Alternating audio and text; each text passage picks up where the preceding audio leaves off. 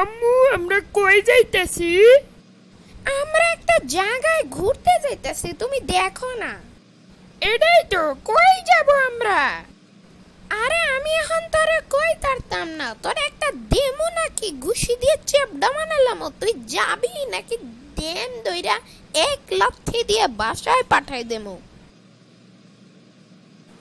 আচ্ছা তাইলে চলো যাই, সরি আর বলবো না। আচ্ছা এবার চলেন যাই, বেশি সময় নষ্ট করেন না, নইলে একটা দিয়া উড়াইলাম। ওকে আচ্ছা এখন চলো, তুমি তাড়াতাড়ি চলো, নইলে কিন্তু আমি যাইতাম না।